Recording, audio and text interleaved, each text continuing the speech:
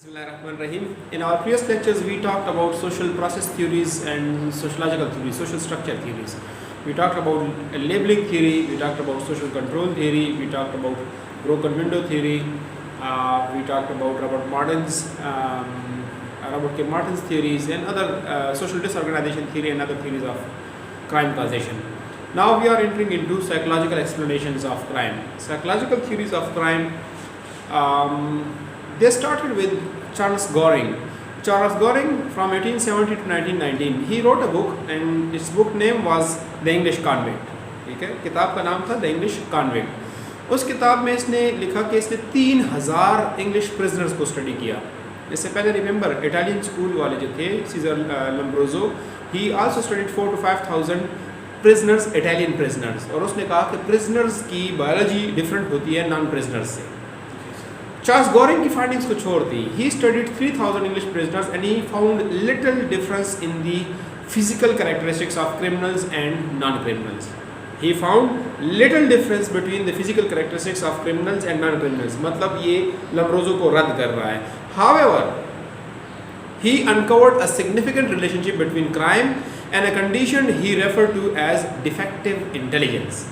उसने कहा क्राइम में और डिफेक्टिव इंटेलिजेंस, जो क्रिमिनल्स हैं उनकी इंटेलिजेंस में फ़र्क होता है. इंटेलिजेंस इज़ डिफेक्टिव, ना कि उनकी बॉडी में कोई फ़र्क है. लम्ब्रोजो आपको बता रहा है कि वही जिसकी फोर्सफुल जॉज हो, बड़े बड़े कान हो, ट्विस्टेड नोज़ हो, शार्प उस तरह की आइज़ हों, उकाबी निगाहें हों, लंबे हाथ हों, वगैरह वगैरह, थिंग्स लाइक दैट. तो वो बंदा जो है ना तो बॉर्न क्रिमिनल है. So criminality is in born characteristics. He should know physical characteristics of criminals are not different than those of non-criminals.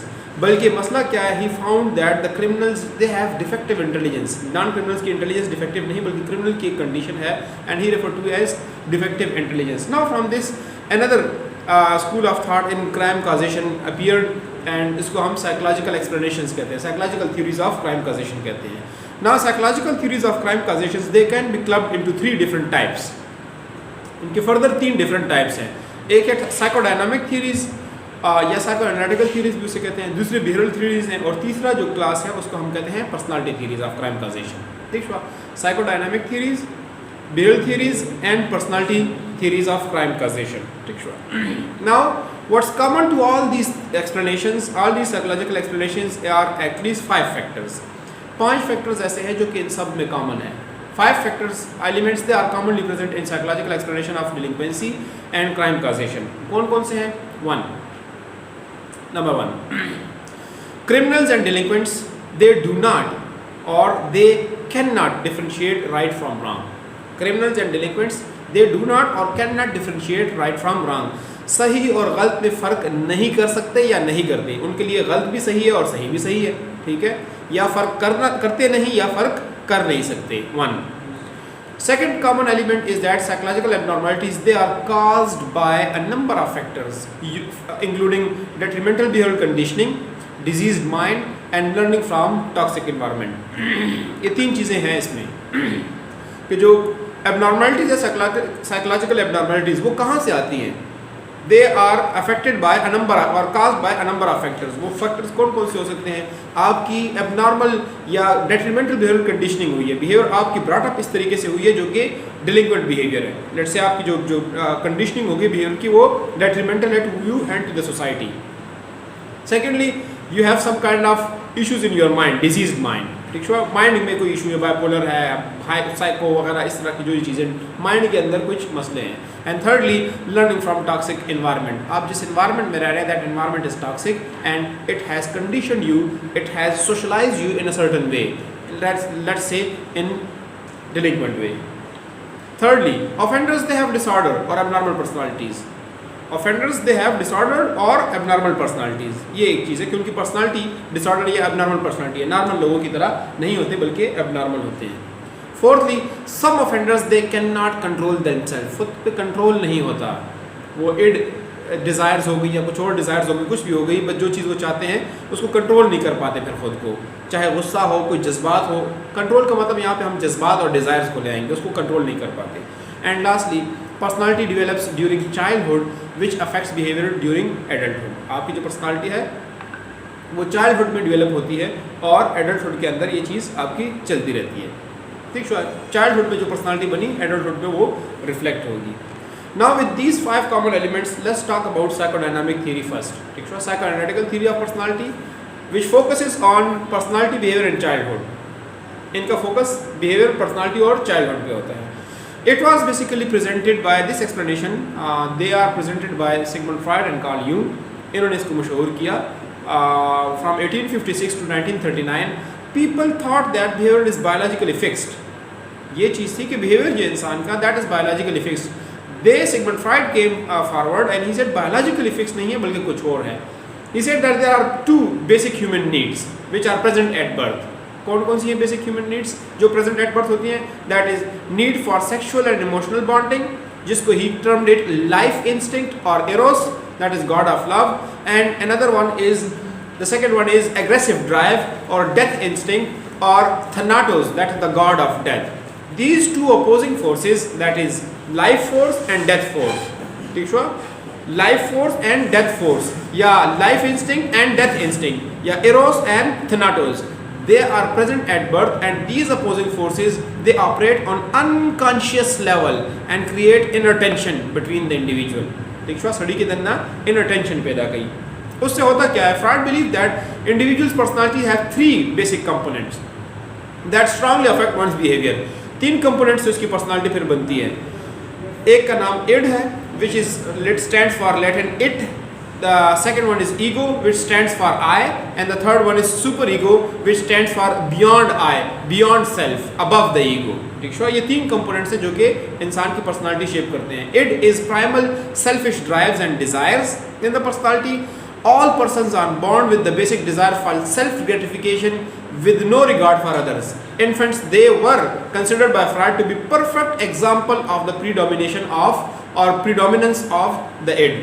बच्चों के अंदर और कुछ नहीं होता, उसको भूख लगेगी तो वो रोएगा, उसको दूध चाहिए होगा तो वो रोएगा, और कुछ नहीं मानेगा। तरसों पूरे चावल आगा ग्रेटिफाई ना हो, उसकी नीड ग्रेटिफाई ना हो, उस वक्त तक उसको रोना ही आएगा। लेकिन जो इड कंपोनेंट ऑफ पर्सनालिटी है, it is opposed by the society. The self centred id it faces the opposition from the society. तो फिर क्या चीज़ आती है? एक और कंपोनेंट आता है पर्सनालिटी का जो कि सुपर ईगो है। The second one is super ego. ठीक है,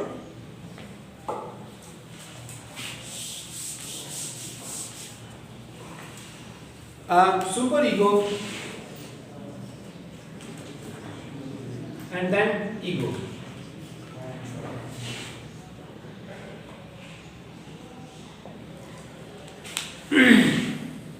Id basically is your immediate gratification, desire for gratification. Super ego is the cultural values and norms internalized by the individual. Cultural values and norms society oppose करती है आपकी id की drives को। It, the super ego operates on conscious level and telling us why we cannot have whatever or everything that we want. जो चीज़ भी हमें चाहिए हम क्यों नहीं मिल सकती, ये आपको सुपर ईगो बताता है। Guilt, shame and other emotions they reflect the influence of super ego. अब ईगो और ये इड और सुपर ईगो, इनकी दोनों को बैलेंस करता है। सुपर ईगो आपको गिल्ट और शेम और ये चीज़ें बताता है, कल्चरल वैल्यूज एंड नॉर्म्स बताता है, और इड कहता है कि भाई मेरी भी तो कुछ मजबूरियां हैं, मुझे भी तो जरूरियात मेरी पूरी करो। Then comes the super ego which balances these 2 forces. Super ego is the rational mind. क्या चीज़ है आपका? Ego is the rational mind. वो रैशनल माइंड है, मतलब जो आपकी ज़रूरियात को भी देख के, मुआशरे की ज़रूरियात को भी देख के उसमें से रास्ता निकालता है कि किस तरीके से आपकी ज़रूरियात हमने पूरी करनी है। As children mature, the ego places checks on its desire and channels them into behavioral choices. Selfishness is suppressed and consideration is given by youth to or the individual to the welfare of others. ये rational mind जो है आपको वो लेकर जाता है दूसरी तरफ, आपको सब चीज़ों को बैलेंस करता है। नाउ ये जो थ्योरी है psychological explore psychodynamic theory, how do they explain criminal behaviour? They say that healthy development of id, ego and super ego occurs in early life. So that early experiences they are critical for future adult behavior. However, troubling or traumatizing events during childhood can become catalyst for delinquency and criminality. Childhood के आपके events जो हैं, troubling events, traumatizing events, they basically lead to adult criminality. Juvenile delinquents and adult criminals, they are, according to psychoanalytical theory, they are persons without sufficiently developed egos and super egos. अब ये theory क्या कह रही है आपकी कि जो criminals हैं, डिलिंक्वेंट्स हैं, ये कौन लोग हैं? ये वो लोग हैं जिनका ईगो और सुपर ईगो सही तरीके से डेवलप नहीं हो सका। Rather they are id dominated personalities, हम इसको ये कहेंगे, they are id dominated personalities, इनका सुपर ईगो और ईगो डेवलप नहीं हो सका, प्रॉपर्ली डेवलप नहीं हो सका। If the moralist ego is weak, a person can easily act out on his or her primal urges without remorse or without that is the unchecked id and mislabel deviance as acceptable behavior। क्योंकि आपका ego उसको rationalise नहीं कर सका, तो वो अपने end के डिजायर को ही क्या समझेगा? उसको ही रैशनल डिजायर समझेगा, उसी को ही एक्सेप्टेबल डिजायर समझेगा।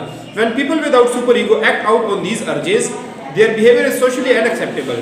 Such behavior, if illegal, forces society to define the individual as delinquents or criminals and to deal with them accordingly. Thus, people who have poorly developed super egos and egos, they are incapable of acting outside of their own interest and are roughly analogous to psychopaths in the modern era. Picture psychopaths कौन है? They are also termed as sociopaths.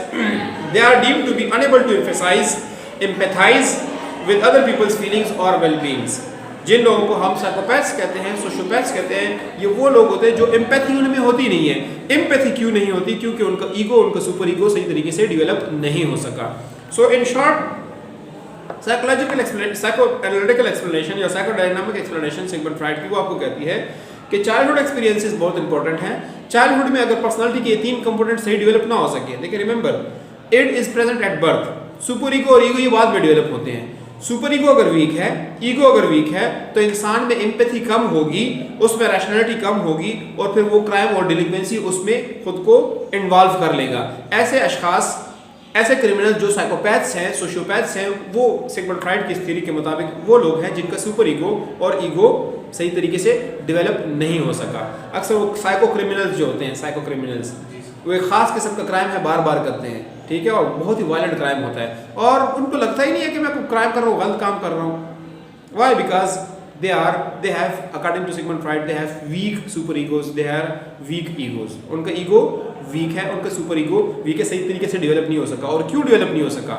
That is in the childhood, बचपन में develop नहीं हो सका। So as a social worker we have to look for the proper socialisation of children. जितने भी children हैं उनकी प्रॉपर सोशलाइजेशन, इस पे हमने बहुत ज़्यादा फोकस करना है, ना सिर्फ यंग पीपल बल्कि चिल्ड्रन की, ताकि बच्चों के अंदर ही सुपर ईगो और ईगो सही तरीके से डेवलप हो सके। इसी तरीके से जो पेरेंट्स हैं, parents they have to let their child decide for themselves in certain matters में, उनका, ताकि उसमें डिसीजन मेकिंग पावर आए। डिसीजन मेकिंग पावर क्या चीज़ है? दैट इज स्ट्रॉन्ग ईगो है।